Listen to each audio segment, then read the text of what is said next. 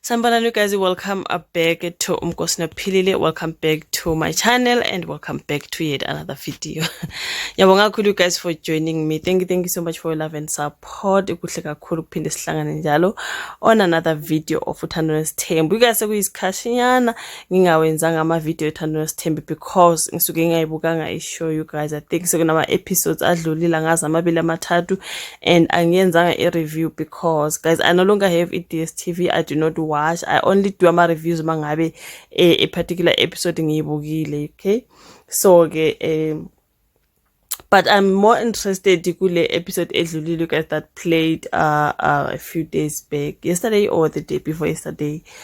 I feel like I want us to talk about certain things that I see you guys. There is a Macele situation that I want to touch on because umamkhulu ngathi kuningi ngayo you guys on this particular episode that I just watched. Bese kuba nodaba lokaMpumelelo and Mpumelelo unikeza stress. Guys, uMpumelelo unikeza stress. Kunodaba lokaMpumelelo ke sasizwile ukuthi utheni ufuna ukuthatha ivirgin. Ebese nabo mama bengane ababili you guys abanezingane zakhe kunjena nje enguyena futhi obenze bengasabe ngama virgin kodwa kufuna ukuqala athathe ivirgin izoba umamkhulu. Hayi uMpumelelo you guys unginikeza stress. Udiwo lufuza imbiza ngihlele ngisho ngithi udiwo lufuza imbiza. And then I also want to talk about uMangwabe. uMangwabe na you guys.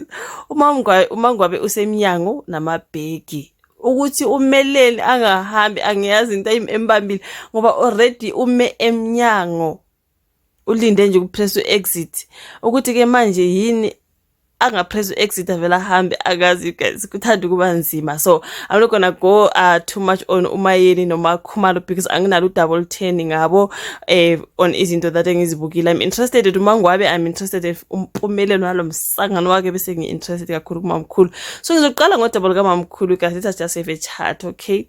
Because I saw a meeting yakababa uMseleku no mamkhulu on this particular episode. I think there's a trip that abakamseleku they took. Like I said, I didn't watch those previous episodes. Kubalekile ukuthi wabuke wonke ama episodes. Guys, angina DStv okwamanje. I'm no longer paying any DStv. So again, I rely on what I've seen. So I found a full episode somewhere and then I watched it. And sometimes ngibuke nje ama clips rely on that. Bese angifuni ukwenza a review on something that is just ama half, okay? So I can only do a review mangabe ngibukile a full episode nje kanjalo you guys. So ubaba uMseleku is having a meeting nomamkhulu, just wanting to know mhlambe ukuthi why she did not go with them on this particular trip that they had as a family you guys into ikanjalo. And mamkhulu, she is just so not interested in what he is saying, okay? She's so not interested. She is not happy. I feel like amakhosikazi amabili angekho happy kulesi sithembu kumanje nje. Umamkhulu, uMacele noMangwabe abekho interested. Especially nje siyazi ukuthi abantu ababethe bazohamba mangabe ubaba uMsamseleku isathu number 5 uMangwabe noMayeni. Ngathi uMayeni akekho kuhambeni kangakho mhlambe so change umqondo you guys. I even heard him say that mhlambe uMayeni have changed her mind. Mhlambe she's a born again, something like that. But it comes uMangwabe bese kuza umamkhulu Macele. I do not know mhlambe ukuthi mhlambe kunalento ukuthi ukhathele because she's a first wife and kuningi esekuwenzeka okunye noma engavumelani nakho engenanto engayenza. I think usekhathele, she is fed up. You know what? Uyambona nje even on that meeting yakhe nobaba uMsamseleku, she's just not, you know. I think unalento yokuthi unesivumelwano noMseleku, so uMseleku uyazi isivumelwano sakhe naye, so nje angamfaki yonke lento yakhe emshado yakhe nama meetings wakhe nayo yonke into noma ngama trips ke noma. I think I hate because like I said I didn't watch the previous episode. Bethi kuthema kuyiwa ku trip bafica uMacele engekho, kusho ukuthi besazi vele ukuthi bazoza kuye mhlawumbe bezomlanda wavele wangabe available. Wameka sure ukuthi akekho available on that particular day kwahanjwa ke ku trip uMacele akayanga.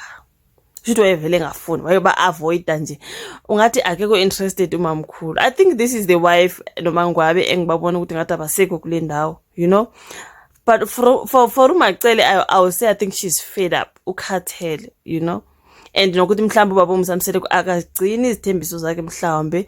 Remember about the 20 years thing ukuthi mhlambe mangabe sebena 20 years beganene akasezi ukungena luthena entweni ezihlanganisa yena noMseleku nokushadana kwakhe. That's why enga-attendanga ini o-members kaMakhumalo. And I think we've seen addressa leyo nto noMangwabi ukuthi uMangwabi abekwazi ukuthi she's not gonna attend even umembers wakhe mangabe ubakhona. We know ukuthi kunomembers on stand still. Sizokhuluma ngakho sifuna ubaba uMsamseki ngathi yoku-addressa ngalo Mangwabi, she's still not interested. Look at hayi akuhambi kahle Mangwabi, she's just dodging that particular members. Hey kuningi nje. So yeah man, I feel like umamkhulu akekho happy, akasekho happy. Is either akasekho happy noMseleku or akasekho happy angazi ka mhlambe izenzo zikaMseleku ezimenza ngabe happy, akafuni nje lutho lomhlanganisa. You know what I mean? I feel like that's uMacele. And unalento ukuthi engikhulile futhi hayi ukuthi ukhulele okuyana ukhule hayi sengisho ukuthi mhlambe akasenandaba. Abantu abake bakhulile izikhulisa ingane zakhe nje seyimana nje athi Mseleku do you bro, just do you, ungishiye ngaphandle kuyo yonke into yakho yenzayo. That's uMacele for me. So I do not know man. Ubengeko happy nje nakuleya meeting nje engibone nje futhi nje ekhipha nenyembezi is like akaphatheke kahle man. I think izenzo ke zendo yakhe mhlawumbe yeah, you know.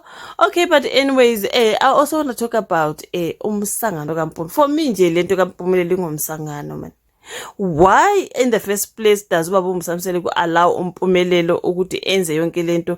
Sake sabona way before when uMpumelelo was addressing this with uma wakhe nobaba wakhe ukuthi yena uzothatha ivirgin. Bengathi bavumelani naye, bengathi bathi hey msangano ke ngeke sivumele leyo nto leyo ngeke. Why manje do I see him agreeing?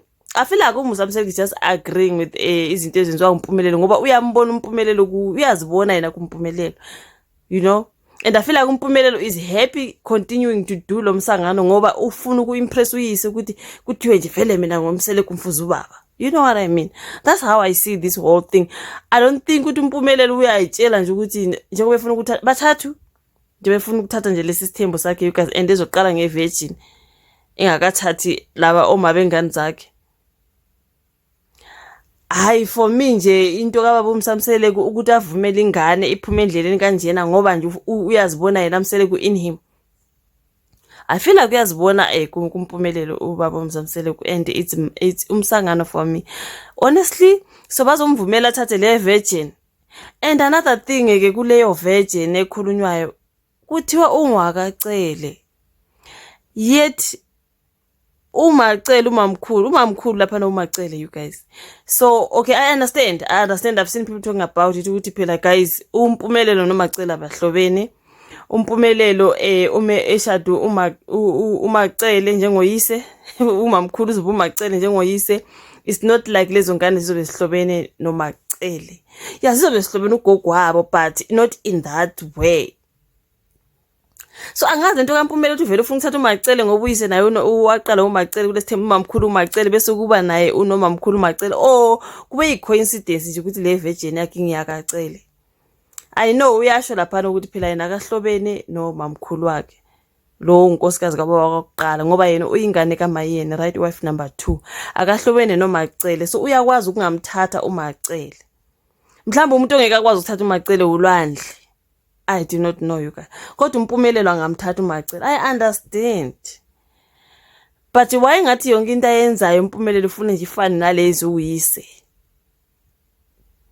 Mshika muno odlalwayo khona nje kuyonke lento kaMpumelelo noMseleku. I feel like hayi man, akala ingane man.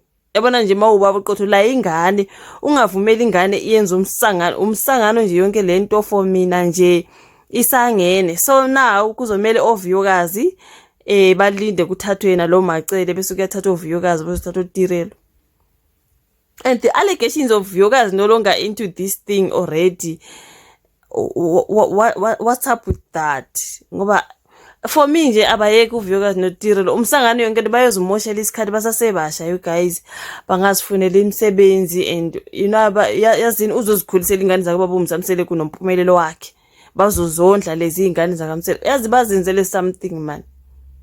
Look at uMangwabi, she's married there, she's educated, kukhala sakhe isicathulo futhi akancenge emuntu. I feel like that's what uVuyokazi noTirelo should do. They mustn't just follow yonke le nonsense kaMpumelelo. Umethatha uMacele wakhe akathatha uMacele wakhe, please akopishe uyise ngoba yonke lento for me ekaMpumelelo nje I'm just not agree because he's still too young. kwayena lowo macelo uzothathwa yibaba umamkhulu bese mhlawumbe kuzozoviyokazi kuzotira usazoba nabanye usasemncane.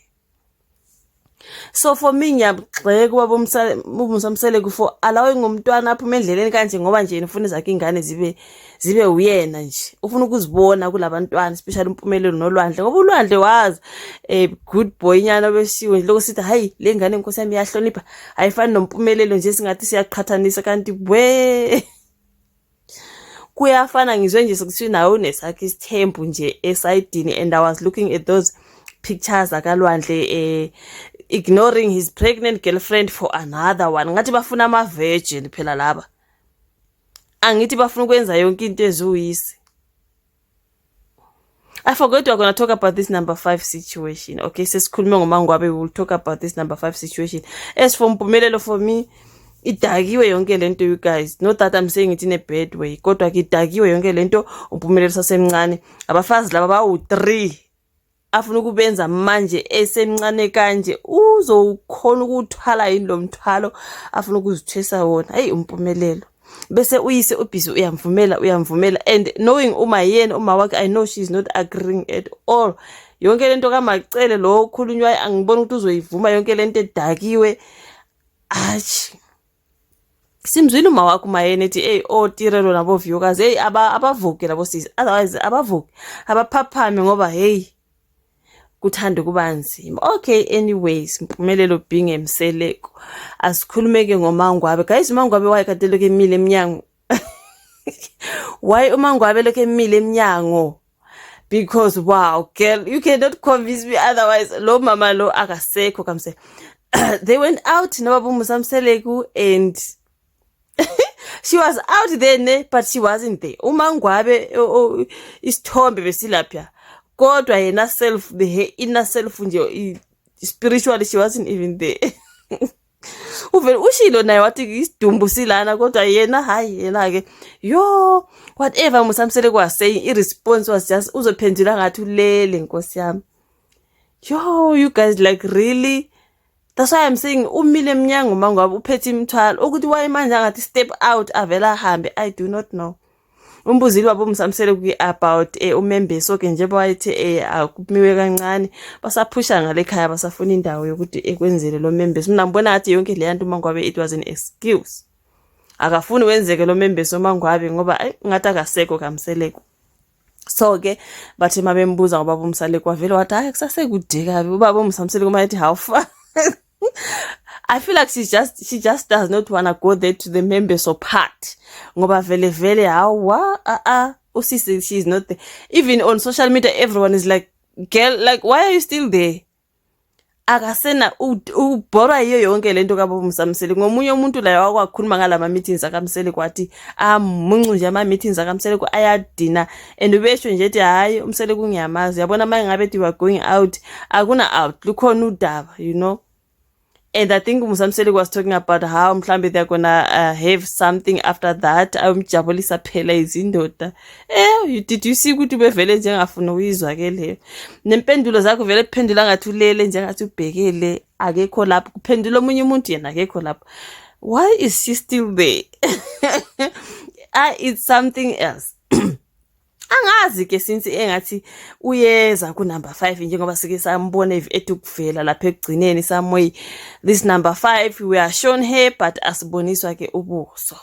Everyone is having a question mark but sicela a black Twitter ke usifandile out ubani lo number 5 because we just saw her. I think she was also having a meeting nendoda ke ubaba uMsamseleko nakuya lapha uMsamseleko afika kuqala ugeli waza ke emva athi ke why ulindisa indoda into ekanjalo azofika kugeli sibona inyawo nje sibona akabonakali we do not know who is that but okusho khona ukuthi usekhona she is there. We are just yet to find out simbone kubuso ukuthi ubani something like that guys. So do you think Mangwabe will still stick around? I'm doubting that one. Angazi guys mhlambe nje bayasikhohlisa because this is a reality TV show. Mhlambe bayasikhohlisa bele kubenza ngathi baphesa amabheki bayahamba but bayazi ukuthi abayindawo. I do not know. We finally saw that number 5 lady. I think kunini kwakhulunywa ngayo lo number 5 kunini. sesiyoze simile nenwele ezimhlophe kulo khulunywa number 5 how many years eloke ekhulunywa sesizombonisa siboniswa inyawo and we can see they were meeting there, no Babo Musamseleke, whatever you guys. I do not know when are we actually getting shown this number 5. So is Mangwabe going to survive this one? Is Macele going to survive this one? But I think uteyena ngeke azambonisa abantu lo number 5 until ke confirm everything no mamkhulu Macele, which is of course we know that's how it's gonna be done. So yeah man, I just wanted to talk about those few things you guys since I watched this particular episode. Yeah, I think we hectic you guys, especially on Macele and Umangwabe, and the fact that number 5 ngathi usekhona sekusele nje since we are like 5 minutes to or 10 to sing umamu number 5. We do not know who is that. Akavezwanga. So sizoloku silindile ke you guys. It's a lot. Senginesikhathi bakithi ngingenza ama reviews akathando noSithembu ngoba ngisuke ngawabukile anginayo mina DStv ke njengoba ngilitshelile you guys. Kodwa mangiyibukile episode ephelele noma ngabe mhlambe ngikamakhelwane ngayibuka, I will make sure I do that review. That's why ngihlanganisa izitori zami guys, because my channel is not really about reality TV shows, okay?